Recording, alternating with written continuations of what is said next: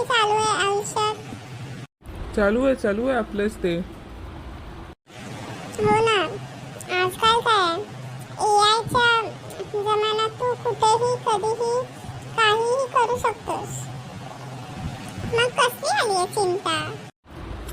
ते तर झालंच रे, पण सगळं मग AI नेच केलं तर मग आपण काय करणार? तुला माहिती आहे का, एआय तर इतकं डेव्हलप झालंय की तू कोणताही फोटो, कोणत्याही बॅकग्राऊंड सकट, कोणत्याही म्युझिक सकट पोस्ट करू शकतोस आणि तू तुझा स्वतःचा अल्बमही टाकू शकतोस. इमॅजिन.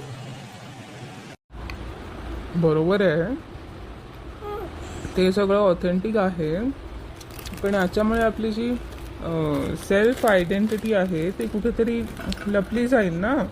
कारण की मग सगळं जर AI ने केलं, मी कोणताही व्हिडिओ कुठेही टाकला आणि बॅकग्राऊंड कोणताही ठेवला तर ते दिसायला जरी सुंदर दिसत असलं तरी एथिकली मी त्याच्यात कुठेच नाही आहे.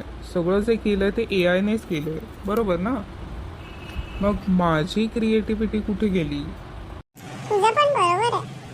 मग काय, आता फक्त इमोशन्स जनरेट करायचं तेवढं बाकी राहिलंय AI चं. बाकी सगळं केलंय AI ने.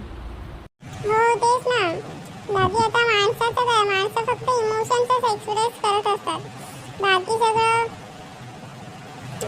लॅपटॉप आहे, मोबाईल आहे, परत LED आहे, त्याच्यावरच सगळं त्याचं काम चालू आहे. काम भागवतोय माणूस आपला आणि सगळा वेळ त्याच्यामध्ये चाललाय. मग काय, AI चा वापर जरा खूपच वाढतोय, पण त्याचा अतिवापर पण होऊ नये ना. एक्झॅक्टली. म्हणजे एआयने जसं आयुष्य सर्वांचं सवरू शकतं तसं बरबादही होऊ शकतं. दोन्ही पैलू आहेत. बरोबर, कोणत्याही गोष्टीला 3 पैलू असतातच की. म्हणजे नाण्याच्या 2 बाजू जरी असल्या तरी नाणं कधी कधी उभं पण ठेवतो ना आपण. म्हणजे तिसरी बाजू आहे जी आपल्याला दिसते दोघांच्या मधली, ती सुद्धा बाजू लक्षात घ्यायला पाहिजे.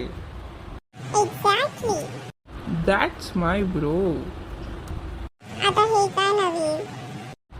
अरे ते नाही का, हल्ली सगळेजण एक्नॉलेज करतात सगळ्या उत्तरांना किंवा काही स्टेटमेंट्स ना.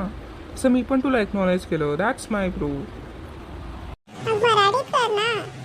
अरे हो हो, बरोबर बोललास.